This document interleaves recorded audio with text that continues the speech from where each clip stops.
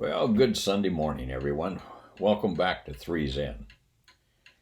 Began thinking about what I was going to say this morning, and I've been thinking of this man for some time now, off and on. Charles Kuralt. He wrote this book, America's Moments. He is often thought of as the laureate of the common man.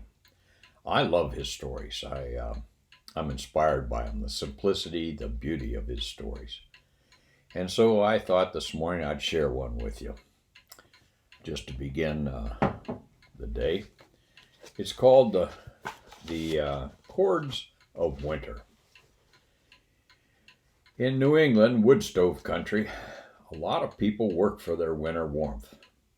This Vermonter said, I have some that I call all-day suckers because it will take some poor sucker all day to split it. He's talking about his wood piles, his cords of winter. There's a science to this. The right wood split the right way and stacked the right way so that it will air dry nicely. People's wood piles say something about them. Most piles aren't piles. They're beautifully sculptured, orderly sculptures. But there are casual collectors of wood too. If there's such a thing as a chopaholic, for instance, someone who simply can't stop chopping, one of them may live here. He started out all right, then just kept on, out in the woodshed and all across the yard. If it's solitude you're seeking, you can find it with an axe and a chopping block. Vermonter. Nobody bothers you when you're splitting wood because they're afraid you'll ask them to help. There's something to be said for a thermostat. Turn it up and there you're warm. But there's no pride in it, as there is in a fine winter wood pile. And I'm sure you know the old adage, common to many countries and many languages. He who splits his own wood warms himself twice. I just love these stories. Matter of fact, to the point where I downloaded his books on audio tape.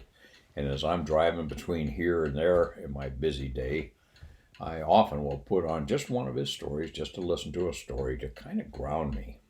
And for that, I'm grateful the man came into my life.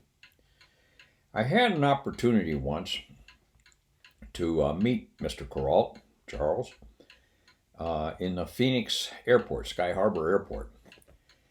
And it was a Sunday morning, of all things. And when I walked into the airport, down to the gate for our flight, it was running a little late, so I walked back up the terminal a little bit, found a place to settle in, and sat down.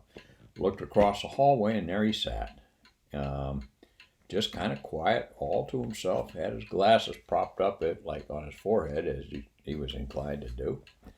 And I just sat there mesmerized by him. I so wanted to get up and walk across and introduce myself and talk to him a little bit. But there was something that held me back. I just couldn't do that. I just couldn't bring myself to interrupt the solitude of the morning.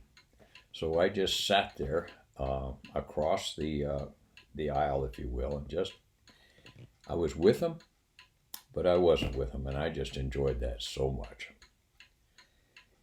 I have lived in the woods for a long time. We moved here in May, 6 months ago, down to North Carolina, and I still have a fair amount of woods around me. I think that's my happy place, is in the woods. But anyway, when I was in Ohio, before I stumbled into sobriety, I would cut wood and stack wood piles. And, I did it after I got sober too. But I took a lot of pride in my wood piles. I know of what Charles was talking about this. But I carried it to extreme, as I did so many other things in those days. And I would be out there. Now, kids, don't do this, okay? I'd be out there drinking beer and cutting cutting wood. The manual for my Vermont soapstone stove said that the best length for a log was 18 inches. So this talks loudly to the insanity of alcoholism. I would be out there with a tape measure, measuring 18 inches, cut the log. Measure 18 inches, cut the log. Nuts. Just crazy. But anyway, so I'd be out there, and at one point my neighbor was watching me, and she came in, "What are you doing?" And I explained to her that the manual said the best length was 18 inches for the fireplace. She says, "Why don't you just measure off the saw? That bolt down there is 18 inches because that's a 16-inch saw." Duh. Okay. So anyway, I continued on. And I would be out there cutting and listening to my music and so forth. The music a lot of times was just the chainsaw through the headset, but at any rate, and drinking beer. What an idiot. But anyway, there came a time when I would look down at the pile of wood before I stacked it, and I'd look at it with a critical eye. I've always had a critical eye, and I'd see one that, boy, that looks a little short. So I'd go up and measure it. And here it would be 16 inches, 15 3/4. Give me a break. Anyway, or I'd find one that was 18 and a half. I'd cut that damn half inch off because it said 18 inches. Or I'd take the ones that were 16 inches or not quite to length, and I'd put them in a wagon, and I'd take them out back and throw them in the swamp I had out back, just because I was afraid you would drive by and see that wood pile I had and focus in on that one log that was either 3/4 of an inch too long or 1.5 inches too short. God, was I nuts. When they talk about the insanity of alcoholism, I can attest to that firsthand.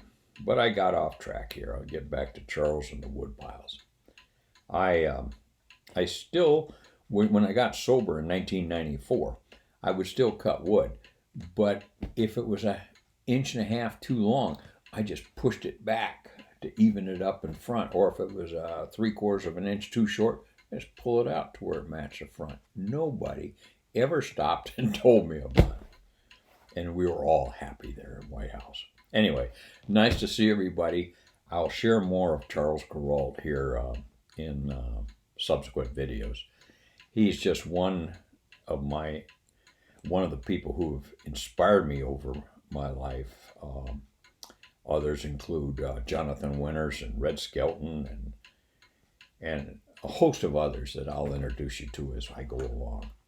Once again, thanks for stopping by. It's just great to see everybody, and hope you have a great day.